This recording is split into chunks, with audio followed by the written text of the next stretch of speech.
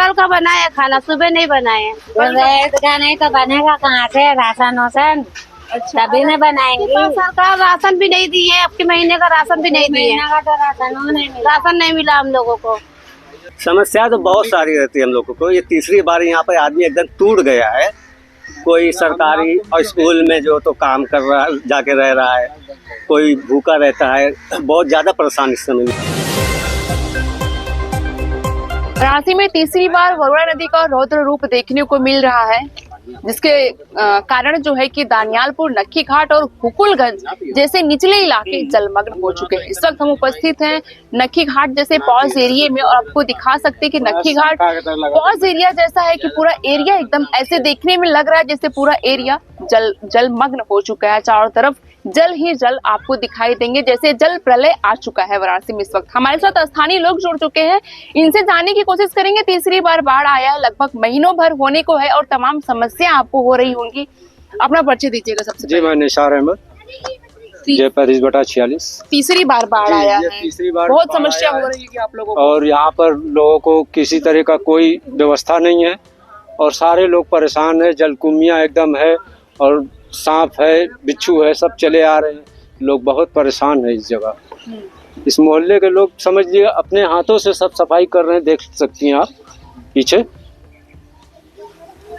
बाढ़ के कारण जो भी जलकुंभी है, एक समस्या है कि जो मच्छर है और तमाम गंध जो होते हैं, जिससे कि तमाम बीमारियां होने की संभावना होती है, जिसके लिए सफाई लगाया गया है जल के लिए। लेकिन आप देख सकते हैं कि जो स्थानीय लोग हैं यहाँ पे अपने घर के आसपास खुद ही साफ सफाई कर रहे हैं और जलकुंभी हटा रहे हैं, ताकि जो गंध होती है वो ना, उनको रहने में थोड़ी आसानी हो। आप अपना परिचय दीजिए। जी, मेरा नाम इकबाल अहमद है जी। हमारे जो पार्षद इम्तियाजुद्दीन, उनको हम लोग फोन कर रहे तो वो नाव भेजते हैं।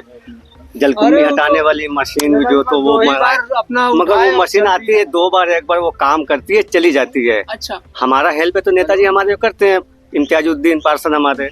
मगर जो सरकारी जो आदमी आते हैं जो मशीन लेकर, तो उसको 2 बार हटा के चले जाते हैं। मतलब आपके कहने को सिर्फ खाना पूर्ति कर रहे हैं? हाँ, खाना पूर्ति कर। 1 बार किया, उसमें कहा कि मैं जा रहा हूँ भोजन करने, तो मैं कहा भाई भोजन मैं बनवा देता हूँ, कम से कम कुछ हटा दो, इसमें बहुत सांप आ गया है। ये तीसरी बार है और हम लोगों को कोई सरकारी योजना अभी तक नहीं मिली, सरकार की कुछ हेल्प नहीं मिली है। आज सीएम साहब ने भी जो है कि बाढ़ प्रभावित क्षेत्रों का निरीक्षण किया है, आप लोगों से रूबरू हुए क्या? जी, हमारे सीएम साहब तो आज हमारे क्षेत्र में आए हैं। हम चाहते हैं वो कुछ बाढ़ पीड़ित की हेल्प करें, गरीबों की सहायता करें। जरूरतें पूरी नहीं हो रही होंगी जो है कि बाढ़ में, इसके लिए कैसे क्या समस्या होती है आप लोगों को? समस्या तो बहुत सारी रहती है हम लोगों को। ये तीसरी बार यहाँ पे आदमी एकदम टूट गया है। कोई सरकारी और स्कूल में जो तो काम कर रहा है, जाके रह रहा है, कोई भूखा रहता है। बहुत ज़्यादा परेशान इस समय लोग यहाँ पे हैं। ये तीसरी बार में हो गया, आदमी एकदम टूट गया है। आदमी टूट गया है, बेरोजगार हो भी चुके होंगे, रोजी रोटी कैसे चल रही होगी? ये तो जो चला रहा है वो ही जानता है, कैसे वो दाल रोटी चला रहा है कि मांग के खा रहा है। यहाँ सब मकान सब खाली पड़ा हुआ है।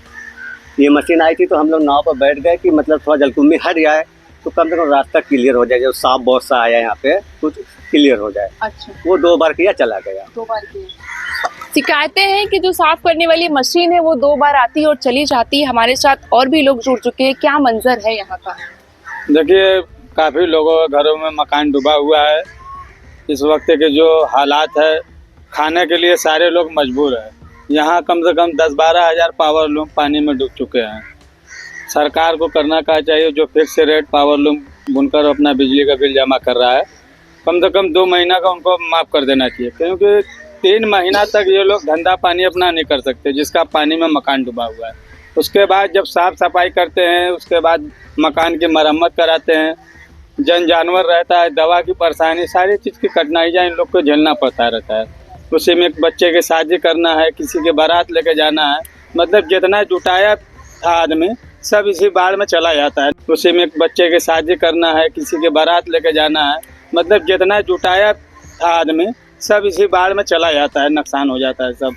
तो सरकार से मेरा अनुरोध है कि कम से कम महाराज जी आज बनारस में है भी, कल भी थे, आज भी है, तो मेरा यही आग्रह है कि बाढ़ पीड़ित वालों को जितना ज़्यादा हो सके उनको राहत दिया जाए, ताकि उनका परिवार खुशहाल हो सके।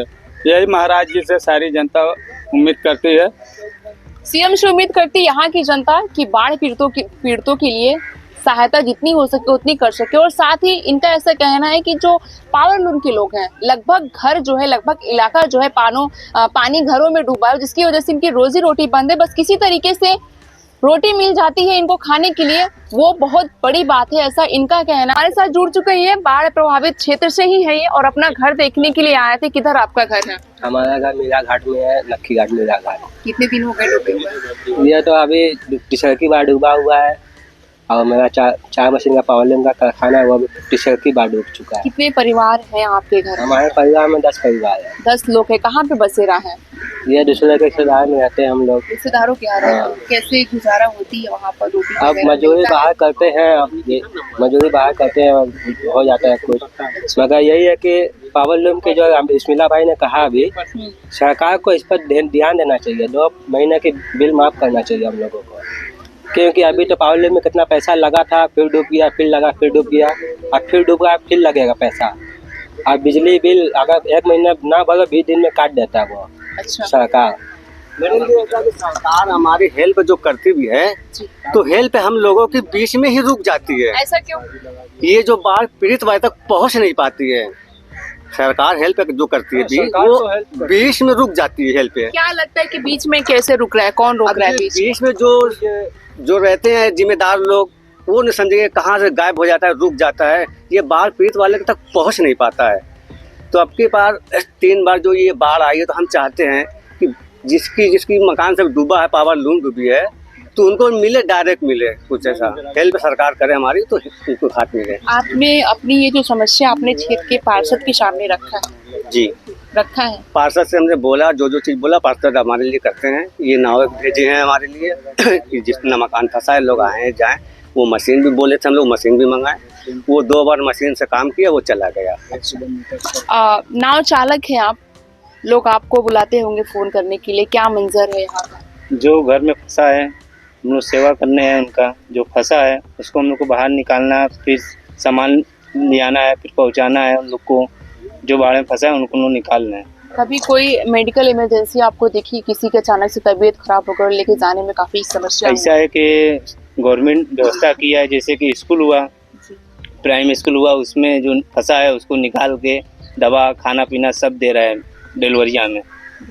हाँ, कोई अपने घर में है, वहाँ पे अचानक से बीमार हो गया, आप लोगों को बुलाया गया हो कि हमें हॉस्पिटल पहुँचाना है, बाहर निकालिए, ऐसा कोई केस? तो कोई बुला देता है तो हम लोग चले जाते हैं, फिर उनको बाहर में निकाल देते हैं। जो वहाँ के पार्षद हैं डिलीवरिया के, नक्की घाट के जो हैं, उनको ले जाके अपना इलाज करवा देते हैं। तो मंजर आपको हमने यहाँ का दिखाया, और ये जो एरिया यहाँ पे ज्यादातर जो है बुनकर क्षेत्र है और काफी दयनीय स्थिति है यहाँ पे। इनका कहना है कि लगभग 2 से 3 महीने का बिल जो है कि माफ कर देना चाहिए, क्योंकि पूरे रोजगार यहाँ पे ठप है और जितने भी बुनकर है एक तरीके से बेरोजगार हो चुके हैं। बस किसी तरीके से रोटी नसीब हो रही है। कोई अपने रिश्तेदारों के यहाँ रह रहा है, तो कोई रैन बसेरा में रह रहा है, तो कोई कैंप में रह रहा है। बाढ़ प्रभावित क्षेत्र की तमाम तस्वीरें हम आपके साथ साझा करते रहेंगे। वाराणसी से महेश मेहता, आप देख रहे हैं नौकासी समाचार। लोग महीनों से अपने घरों में कैद है और इनसे ही जानते हैं इनकी समस्या का। आप यहाँ पे महीनों से घरों में कैद है, कैसे रोजी रोटी चल रहा है? बस कैसे रूखा सूखा चल रहा है। मशीन वशीन चलता है तो पानी में डूबा है, तो कैसे चलेगा? सब तो बंद। राहत सामग्री की चीजें प्रशासन की तरफ से आप लोगों को मिला कि नहीं? नहीं मिला, कुछ भी नहीं मिला, ना कोई पूछने आया अब तक। अभी तक कोई प्रशासन की तरफ से आप लोगों क्या किस तरीके से रह रहे हैं, इस तरीके से जानकारी लेने के लिए कोई जानकारी हम लोग लेने नहीं आया। इधर नक्की घर में तो कोई ही नहीं आया लेने के लिए।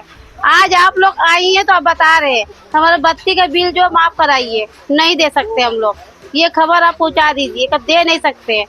सुबह रोटी बना था कि नहीं बना था? रोटी मिला? सुबह रोटी नहीं, कल का बनाया खाना, सुबह नहीं बनाए। नहीं तो बनेगा कहाँ से? राशन वासन तभी नहीं बनाएंगे। सरकार राशन भी नहीं दी है, आपके महीने का राशन भी नहीं दी है।